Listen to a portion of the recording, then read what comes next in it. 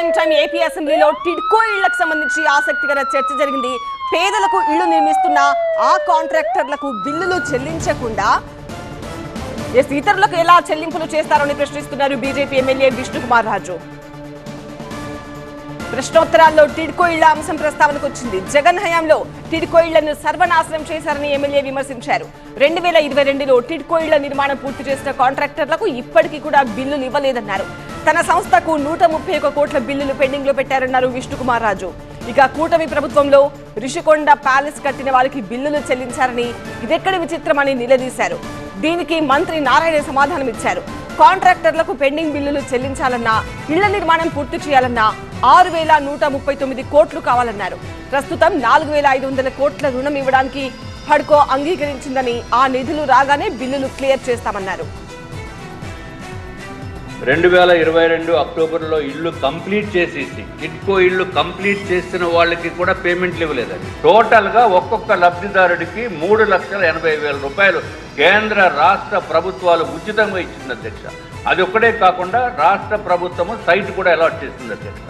ఇంత అత్యంత అద్భుతమైన స్కీమ్ని ఈయన వచ్చారు అధ్యక్ష. ఎవరు? జగన్మోహన్ రెడ్డి గారు. ఈయన వచ్చి సర్వనాశనం. జగన్మోహన్ రెడ్డి గారు చూడండి, ఇదిగో మీదే ఫోటో, ఎక్కడ చూసినా ఇదే. ఆయన వచ్చి ఏం చేశారంటే అధ్యక్ష, ఇల్లు నిర్మాణంలో ఉన్న ఇల్లుని క్యాన్సిల్ చేసేసి మొత్తం మీద 2,53,000 ఇల్లు ఆంధ్ర రాష్ట్రంలో క్యాన్సిల్ చేశారు. నేను కూడా బాధితుడిని, నాకు డబ్బులు ఇవ్వలేదు. సుమారు 123 కోట్ల రూపాయలు డబ్బులు ఇవ్వాలి అధ్యక్ష. మా కంపెనీకి 123 కోట్ల రూపాయలు 2018 నుంచి 2019 నుంచి ఆఫీసు కూర్చుంటే 5 సంవత్సరాలు అయిపోయింది అధ్యక్ష. ఇప్పుడు ఈ ప్రభుత్వం వచ్చింది, 15 నెలలు అయిపోయింది ఆల్మోస్ట్.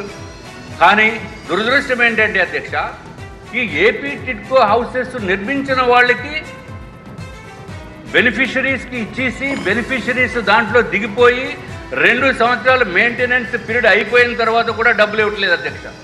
కానీ ఆశ్చర్యం ఏంటంటే ఆర్థిక శాఖ, ఈ రాష్ట్రంలో ఆర్థిక శాఖ అధ్యక్ష జగన్మోహన్ రెడ్డి గారు ప్యాలెస్ కట్టిన వాళ్ళకి మాత్రమే 60 కోట్ల రూపాయలు రిలీజ్ చేశారు అధ్యక్ష. ఇటు బెనిఫిషరీస్ నాశనం అయిపోయారు. బెనిఫిషరీస్ నాశనంతో పాటు కాంట్రాక్టర్స్ ఎవరైతే పనులు చేశారో వాళ్ళు నాశనం అయిపోయారు అధ్యక్ష. తమరి ద్వారా నేను మంత్రివర్యులను కోరేది ఏంటంటే అధ్యక్ష, మంత్రివర్యులు పాపం 18 గంటలు కష్టపడుతున్నారు అధ్యక్ష.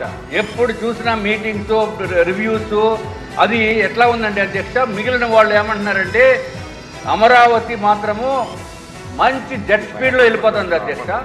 ఇది ఏపీ టిడ్కో ఇల్లు మాత్రము నష్టపడుగు పడినట్టు ఉందని చెప్పి వాళ్ళు చెప్తున్నారు అధ్యక్ష. దయచేసి అధ్యక్ష, ఏదైతే కాంట్రాక్టర్స్ చేశారో లబ్ధిదారులకి బెనిఫిషరీస్కి ఇల్లు ఇవ్వాలి.